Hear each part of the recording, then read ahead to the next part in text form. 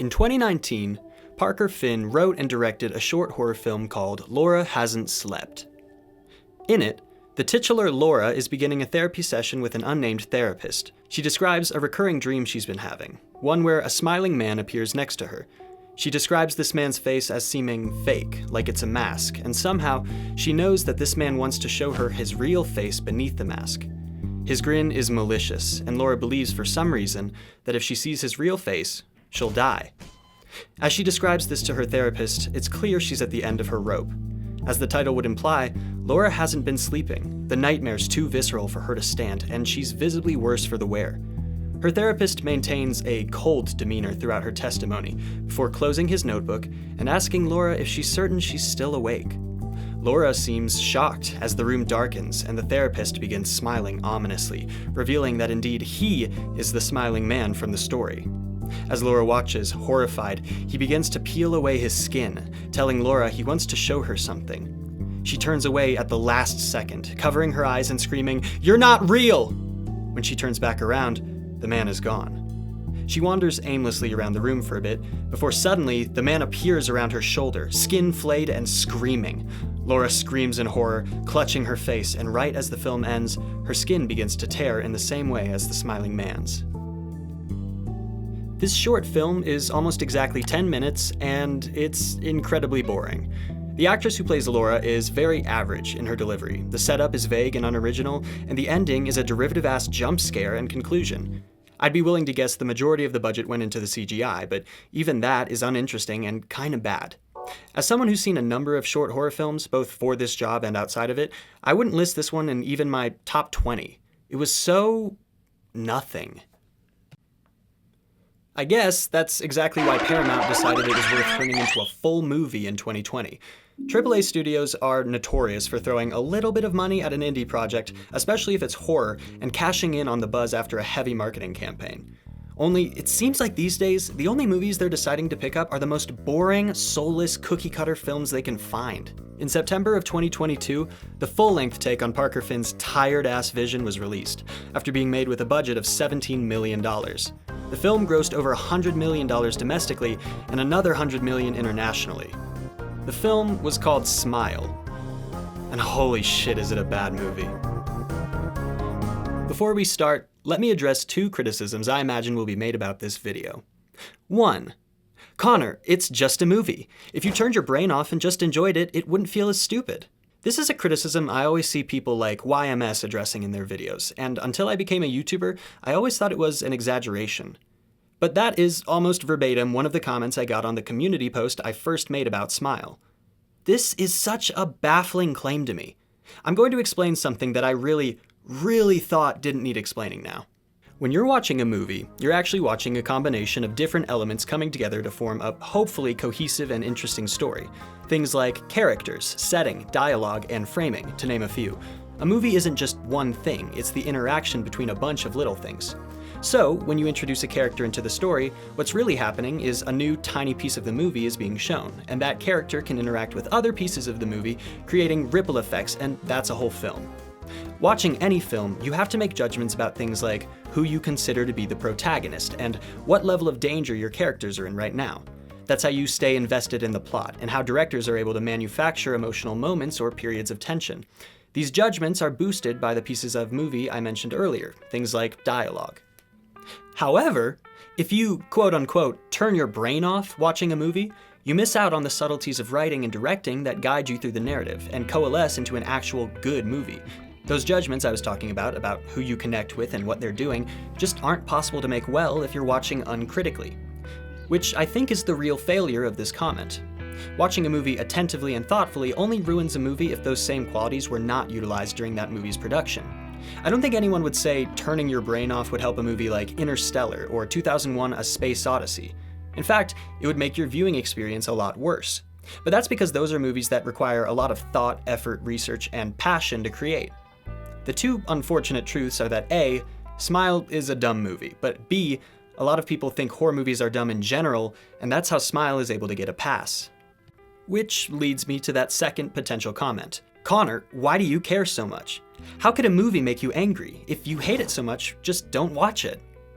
Well, let me explain. The horror movie industry gets a lot of disrespect from general audiences. Horror is thought of as a lower tier of fiction, gratuitous, hedonistic, inartistic, or savage. Over 90 years, only 18 horror movies have ever won an Oscar. Now, I'll be the first to say that the Oscars are absolutely not the metric by which movie quality should be judged, but its overt resistance to honoring horror creators speaks to the larger issues plaguing the industry. But why is this myth of lesser value so heavily cultivated? It's because of movies like Smile, or Tarot, or Truth or Dare, or The Nun, or Imaginary. These are horror movies that get blown up in their marketing, so much so that general audiences are tricked into believing these movies are representative of the genre as a whole, and are the best horror the industry has to offer. The trailers that come out always show the best scares of the movie, ruining them within the context of the actual viewing experience, like, for example, the car window scare from Later into Smile. If I hadn't known the scene was coming, I might have liked it, but of course, the movie had nothing else to showcase, so what else were they going to put in a trailer? When general audiences watch these films, with their expectations set by trailers, watching critically or uncritically, and are met with phoned-in performances, regurgitated stereotypical dialogue, and disappointing and underwhelming finales, the belief that horror is a juvenile and lower-tier genre gets solidified. I use the word angry very intentionally, because that's the primary emotion I felt when I started watching Smile the other day. I was angry that yet another shitty movie was diluting the genre and dragging it down with it. The consistent, terrible choices made by the directors, actors, and hell, even the characters within the narrative frustrated me in a way that went beyond my own experience. It was the fact that this movie even existed, that I knew it could be watched by other people, and arguably most offensive, that some of them probably enjoyed it. You may have already seen my community post, but if you didn't, the reason I decided to watch the movie was because ever since I saw the trailers, I had written it off. Obviously, trailers don't represent the actual viewing experience of a film, but sometimes you can just tell when something is going to be a train wreck. Still, you can't judge a book by its cover, and I'd received a few comments advocating for the film's quality, so I sat down with my girlfriend, fired up the old tube, and buckled in for one of the worst viewing experiences of my life. Let's actually talk about the movie now. Smile's runtime is 1 hour and 55 minutes, and it has no reason to be. This movie has nothing going on for the majority of its time. It's just dragging its feet as it shambles towards its own stupid end, like a zombified lemming. And so you feel every single minute as you're sitting there waiting for something to happen or for the plot to make sense. So for me to talk about this movie, you need to understand the basic plot, which can be mostly covered by examining the introductory scene. But I'm not going to ask you to watch it, so I'll try my best to hit the crucial points here. The protagonist of the movie is a therapist named Rose Cotter. When the movie begins, we're introduced to a scene of her as a young child, where she appears to be looking at the dead form of her mother, who has died from an overdose. This segment appears in a dream, and when Rose wakes up, she's at her desk at work. She works in a psychiatric ward, which is illustrated as she goes to comfort a disturbed man named Carl, who is very concerned about the concept of mortality.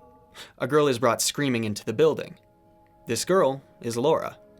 And I mean, literally, it's the same actress from the short film, Caitlin Stasey, which I guess good for her. Her character is also called Laura, and tells a story fairly similar to the one she told in Laura Hasn't Slept, with a few crucial differences. Now she says that the thing she's seeing appears when she's awake. It can look like anyone, including strangers and people she knows, and it always has a horrible smile that no one else can see. Her conclusion remains the same, though. When the thing she's seeing finally reaches her, she'll die. So let's break away from this summary for the first time to talk about the issues with this scene. First, I need to double down against Caitlin Stasey. Her character's explanation of the antagonistic force of this film should be a crucial scene in the movie, laying out the stakes and giving us a hint of the deeper mystery our protagonist is going to uncover. It's one of the first scenes in this film that's intended to be tense. However, Stacey's delivery and energy during the scene is just so forced and melodramatic. She's getting more and more emotional as she describes her torment, but she does it in a very Hollywood yell acting kind of way. Her cadence and the rhythm of her monologue is so clearly scripted and meant to be ominous and captivating, but the whole time I'm watching, all I'm thinking about is how much I can tell she's acting. She's not a character to me, she's an actress playing a character. I'm sorry, I'm sure she's a nice enough person, but the scene is so distracting, and that's not what you want only 15 minutes into a film. Further, though, I want to talk about what she actually says, specifically that line about it looking like anyone, either strangers or friends. The reason I point this line out is that it bears a striking resemblance to the rules from the movie It Follows, which leads me to a big issue I have with this movie. Smile consistently lifts tropes from other, better horror movies, and while this is an issue in itself, the most frustrating part to me is that it doesn't even do anything interesting with them. Allow me to give you 2 examples. The first is this It Follows reference. In It Follows, much like in Smile, the entity's big trick is that while it pursues its victim, it can take on any form, including people both familiar and unfamiliar to the victim. This creates a tense atmosphere where, especially in crowded places, you can never feel completely safe around anyone else. Smile's lifting of this rule set is clearly attempting to accomplish the same goal, to create an atmosphere of constant uncertainty and leave their audience on edge, but they fail to consider why the trope works so well in It Follows, which is why it fails here. What Smile has failed to acknowledge about the entity from It Follows is that it has no physical tells other than its dead-eyed walk, which can even be hidden when it's far away or portraying someone slow or elderly. But Smile's whole deal is that whoever the entity is hiding as will also eventually smile, meaning that even if it was able to hide itself temporarily, that hidden element doesn't matter. I kept waiting for a scene in the movie that would utilize this, like by hiding the entity in a crowd of other smiling faces, but the film actually seems to go so far out of its way to never show a non-entity character smiling, because I guess the director thought having an atmosphere of uncertainty wouldn't serve his horror film. There's never any question about who the entity is, when they're always doing a Jack Nicholson stare. Further, in It Follows, the entity didn't talk, lending to its more alien appearance, but Smile's entity speaks in a basic-ass ominous and gravelly voice, which only makes my eyes roll. No. Almost time, Rose. The other rip I want to talk about is a framing device used in The Ring, the 7-day timeline. When the curse is placed on our protagonist in The Ring, a countdown timer for exactly 7 days begins, and once 7 days are up, the protagonist knows they will die. This is very similar to a revelation made later in Smile's runtime, where a police investigator reveals that every other person who has experienced what Rose is experiencing has died within a week of symptoms appearing. Now, in The Ring, the time frame given is very specific, and each time a day passes, that fact is made clear on screen, almost as a separating chapter each day. It gives the film a real sense of urgency, and the closer the story gets to that last day, the more desperate the search begins to feel, and we empathize with our protagonist's mounting frustration and hopelessness. Smile fails this in 2 ways. The first is that it doesn't make expressly clear the passage of time in the same way that The Ring did. Sure, we see a cycle of day and night. This is a movie that takes place on Earth. However, a much lesser emphasis is placed on the fact that our protagonist's time is allegedly running out. But further, the film was also non-specific in choosing its timeline. Different people have lasted different amounts of time dealing with this demon, all within the same general time frame, but not with enough consistency to give a real indication of exactly how much time Rose has left. And so, as days pass, we might be vaguely aware of the threats approaching, but not in the same claustrophobic way we were in The Ring. Okay, returning to the plot, Laura eventually looks away for some reason while speaking to Rose, and when she turns back, she begins screaming, backing away and begging for her life. It's clear that she sees something Rose cannot, and her body language indicates the thing coming closer and closer. Rose runs to call for help, and for only film reasons, spends another 4 seconds facing away from her screaming patient. When she turns back, Laura is standing like an antagonist in a horror movie, staring at Rose with a smile. Rose notices she's holding a jagged piece of debris, glass or something, and Laura brings the debris to her neck, cutting it and unaliving herself. Now, I used a timer to track exactly how much time exists between Rose noticing Laura's weapon and Laura using it. It takes nearly 25 seconds. About 5 seconds in, Laura places the weapon to the side of her face and begins slowly cutting it. The weapon doesn't reach anywhere critical until about 20 seconds have passed. Now, I'm not a mental health professional, nor have I worked in the medical field in any real context, so does the possibility exist that professionals are instructed not to approach a patient who is armed, regardless of circumstance? Absolutely. But the reason I illustrated the specific amount of time is because it's not just that Rose doesn't approach, she just stands there. Even if she were attempting to avoid danger, she still had a good period of time where her patient was not yet critically injured to call for help again, or at least try to talk her out of it, but she just stands there staring. This is a character we're supposed to believe is a competent healthcare professional.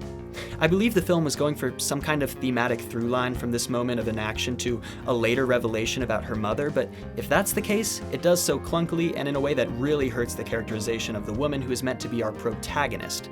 This scene is actually one of 2 scenes where a healthcare professional stands and does nothing while a person dies in front of them, though I'm not sure the second instance counts, as it takes place in a dream. That doesn't make it less stupid, though. But now let's talk about the actual entity. The big shocking reveal in this movie is that it's apparently an allegory for trauma. Sure, we didn't guess that when the first scene of the movie was a childhood flashback of a character who turned out to be a therapist. The way it's an allegory is that the way the curse or demon or whatever it is gets passed from individual to individual is through witnessing the last individual's death. So, when Rose watched Laura die in the intro, that's when she was infected. It's not exactly mind-blowing as a concept, but it's passable. There's at least a logic to it. The big issue is that it just isn't scary. Sure, watching someone die is definitely affecting, but everything that comes after that is non-specific and goofy. Clearly, the movie is trying to go for an unreliable narrator angle, including moments like the one where Rose gifts her dead cat to her nephew at his birthday party, but these random and unexplained choices just raise too many questions and take me out of the film. I found myself laughing throughout the whole birthday scene, from the very moment the cat was revealed. The choice was just so hilariously melodramatic that the rest of the scene feels like a comedy, especially as Rose starts frantically screaming and crying, smashes through a table in a moment that can only be described as slapstick, and sees the entity smiling at her through one of the party guests. It wasn't me, I swear. You guys have to believe me, please. Somebody please fucking believe me.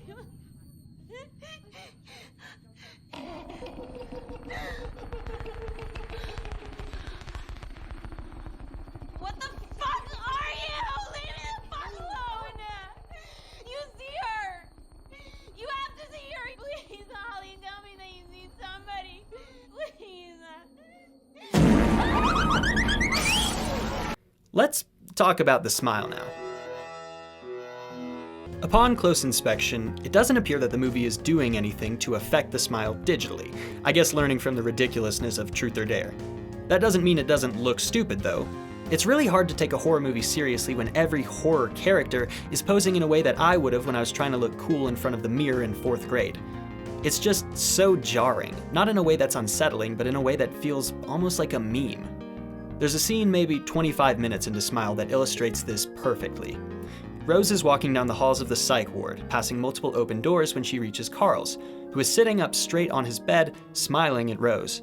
This is clearly supposed to be a cool little subtle reveal, but you can smell the moment coming from a mile away based on the camera work of the scene, and so it feels more like a visual gag when it happens, like it's parodying itself. The scene continues with Carl repeating his mantra about him and the people around him dying when he suddenly turns to Rose and begins shouting the phrase, "You're going to die!" at her again and again. Once more, we have a scene that's supposed to be unsettling, but something about the way Carl says his line over and over, weirdly well enunciated and to more slack-jawed stares from Rose, it just comes across as humorous and nothing else. It's scenes like these that I have to wonder about, whether or not they've ever actually scared anyone, and if so, what kind of person that would be. My conclusion is maybe a 7-year-old? As mentioned earlier, the plot just drags on and on, with several repeated scenes of Rose going to loved ones or friends like her boyfriend, sister, or boss, trying to get help from them in her attempt to find a way to break the curse, and inevitably failing to communicate any of the most crucial information. It's so deeply frustrating watching Rose try to communicate her concerns throughout this 2-hour film. She can never avoid breaking down into hysterics, constantly insults and berates people who are just trying to understand her, refuses to take responsibility for her own odd actions, and the whole time I'm thinking, aren't you a therapist? Sure, you're dealing with some crazy circumstances, but aren't you trained specifically to diffuse social situations in times of crisis? Surely you can do better than you're doing. It's almost like she wants to die. In fact, every single character in this movie is frustrating to watch, and just a bad version of whatever they are. Rose's sister Holly is a bad sister and consistently makes everything about herself, including when Rose, clearly in the middle of a mental break, tries calling her out for leaving home during their childhood. Rose's boyfriend, Trevor, is a bad boyfriend. When his girlfriend starts describing what she's experiencing, he gets freaked out immediately and does nothing to comfort her other than implying she's crazy and ambushing her with her own therapist. Rose's therapist is a bad therapist for agreeing to the ambush and not prescribing medication to a clearly traumatized patient. These are intentional character choices, and were this a better movie, they might serve to strengthen the distance we feel between the protagonist and everyone else.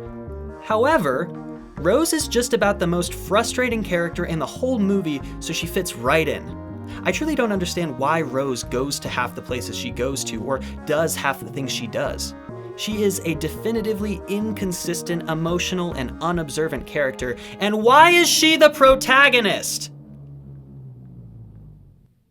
There's this show you might have heard of called 13 Reasons Why, and I feel the same way about the main character, Hannah Baker, that I do about Rose.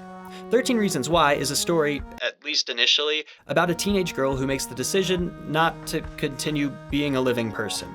But before she completes this action, she records a number of tapes so she can posthumously confront the people who apparently led to her decision. Hannah Baker is an interesting character because while I can recognize the horrible circumstances that befell her and the tragedy of her ending, I can also recognize the way she behaved when she was still alive, and, well, it's not exactly like she was doing anything to make her life easier. Many of the people who Hannah wished would have helped her when she was alive were also people she was an asshole to. She had desires that ran counter to what she actually verbalized, but often resorted to pettiness and insults rather than just communicating. Rose is just like this. She's deeply critical of all the people around her, but unwilling to accept criticism herself. Because she's so deeply entrenched in her own problems, she's unable to look past them and stabilize her behavior enough to communicate productively. Much like Hannah, I empathize with her circumstances, but feel completely disconnected from how she chooses to deal with them. Which brings us to the end of the movie. At the end of the movie, Rose goes back to her childhood home for reasons that I must have zoned out through. I guess it's supposed to be like the root of her trauma. There's way too much annoying wandering in the dark. Usually scenes like this are meant to build suspense by utilizing intense quiet to contrast from our expectations of a loud jump scare, but by this point, your expectations are so low for the movie that atmosphere is the furthest thing from your mind. She has a conversation with her ghost mom, I guess, revealing that Rose holds some responsibility for her mother's death, and her mom transforms into the final monster of the film and looks so dumb. This is what we were waiting for? This gangly motherfucker in a bit of makeup? My expectations were so low, and even still, Smile managed to disappoint me. This creature design sucks. It's not playing off of any established theme or fear, it's not interesting in its movement or speech, and the conclusion it's attached to makes no sense. During the final showdown, the creature ends up choking Rose, and because it's a trauma demon or something, it says the line, "You can't escape your own mind," to which Rose responds, "It's my mind, you can't escape it either," before setting the creature on fire with a lantern. Now, what? Seriously, what? What possible reason could either of these characters have had for saying those lines? Rose hadn't been trying to escape the entity in her mind at this point. She'd been actively seeking it out.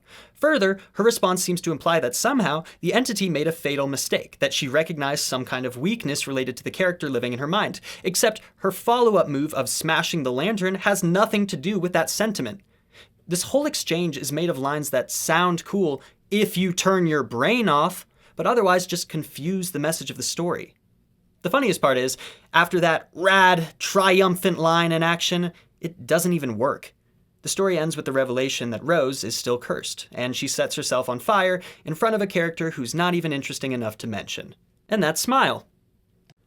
Holy shit, what an exhausting embarrassment of a horror movie.